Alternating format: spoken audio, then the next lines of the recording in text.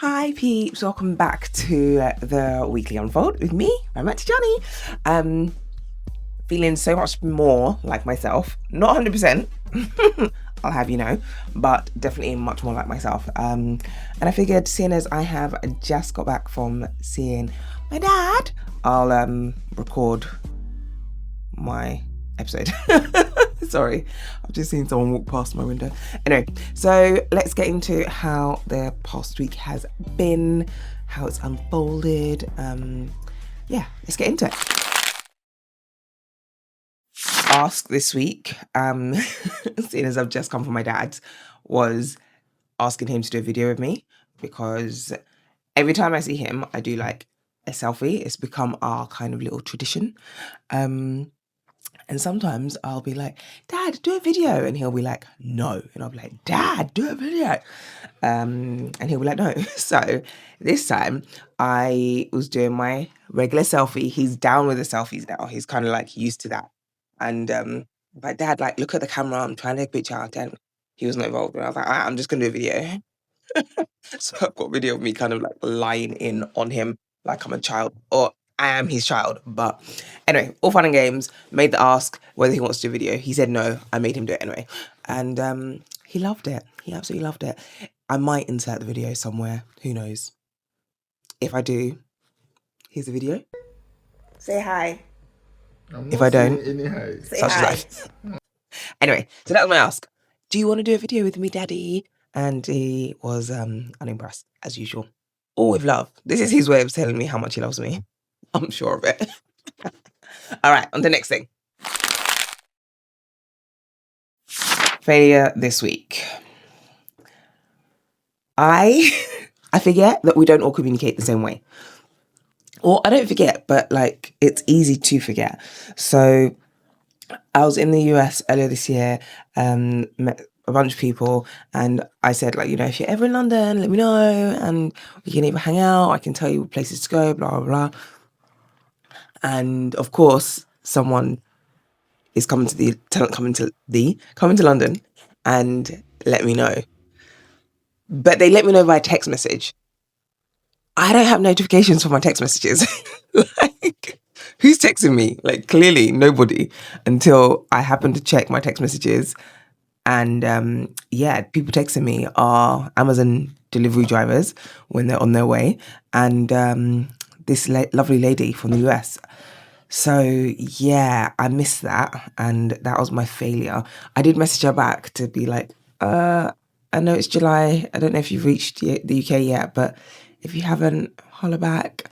She hasn't replied yet, so I might have just messed that one up. But yeah, it did make me wonder whether or not I would change my notifications and update my notifications. But actually, I'm not going to, because I'm quite good at like knowing what apps I prefer to be notified about, and text message is not one of them. So yeah, in future, I guess I need to tell people to either, I don't know, WhatsApp me, send me an email, call my phone. But that might be a bit of a challenge. Anyway, all that to say, I failed in responding to this message in a timely manner, especially given I had told her to message me. Yeah, we move. First lesson / reminder: the grass is greener where you water it. And I know there's this phrase, you know, the grass isn't always greener. Sometimes it is. It actually is. And so, you know, water the grass that you want to be green. I had a friend who I was talking to earlier this week, and he was talking about a move that he's made in his career. So he started a new job and gone to like a company that no one knows, no one's ever heard of, etc. And so a few people like raised eyebrows and were like, why would you do that? You had such a good job with this company, such a good brand, blah, blah, blah. Turns out the other company, just because no one else knows who they are, doesn't mean that they're not doing big bad boy things in a good way, I should add. And so he made the move, he made the jump, he's getting paid more, he's got more responsibility, and he loves it. Water the grass that you want to be green, people. The grass isn't always greener, but the grass is definitely greener where you water it. Um, so yeah, it was just a good reminder that you don't owe anyone an explanation, and you don't need anyone else's permission to do whatever it is you're gonna do. Yeah, do you, boo? You'll be fine. Other people don't need to worry about it. They're not paying your bills. So that was the first one. Second reminder: experience is subjective. What do I mean? I read the book Noughts and Crosses by Marilee Blackman when I was younger. Loved the book. The whole premise of the book is that we're in a world in which the black race is the majority and the white race is the minority, just in general. And so it kind of looks at what that might look like and how that plays out in society. And they've got two characters who essentially fall in love to some extent. Right, great. Read the book when I was younger, loved the book. They made the book into a series a few years ago and on BBC, and it was fantastic. Now, granted, when books are often made into like films or series or whatever, you can't always get like the detail because books can be just so much more descriptive. But anyway, they did it and it was actually really good. I really, really enjoyed it. And I feel like they did a lot of work in terms of the casting and actually bringing the book to life. Cool. They've now made it into a theatre production in an open air theatre in Regent's Park, which is a nice experience because I haven't done theatre outside before. So that was a really nice experience. But I wasn't feeling it. Wasn't feeling it. And it got me thinking that I didn't need to feel it. Like it was, my experience is subjective. Now, I personally felt like they didn't do any sort of like audience testing to see how it would land with different types of audiences. And you know, as we were leaving, I heard a few people going, "Oh my gosh, like this part was amazing," and this was, and I was thinking, yeah, that's because you've not read the book, and that's because you haven't seen the series, and so it's subjective as to how you're experiencing it and how you're seeing it.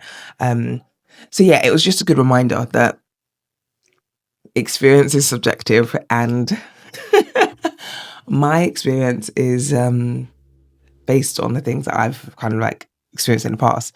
And my thoughts are not always necessarily the right thoughts. They're right for me, but not necessarily for the world. So yeah, but it was good to watch. I'm glad I did get to see it. But I'm going back to watch the series again because I really enjoyed the TV series. First thing I am grateful for, starting with people yet again this week. I just had quite a few lovely catch ups with people this week. So I went to see Janice on her lunch break because I need to give my goddaughter her trainers. And yeah, I was like, let me try and walk, seeing as I hadn't been out of my house for a while. Went to see Jen. Great to catch up with her. Always is, even if she is sometimes very annoying. But she's all good, and that was good to do. And then I caught up with, randomly on my way back from seeing Jen, I bumped into someone who I haven't seen in like over a decade. Mims, she is the cutest person. And maybe cute is a wrong word because I don't like cute being used as a word on me, but she's just so lovely. And I haven't seen her in over a decade, like since uni times. And we still chat on social, etc. But I just haven't seen her physically in person in so long. So it was just so beautiful to kind of see her. And then I caught up later in the week with Winnie, and I haven't spoken to Winnie in like literally 2.5 months, 3 months. And life has been life in for both of us, but it was just, yeah, it was great. Catch ups are needed.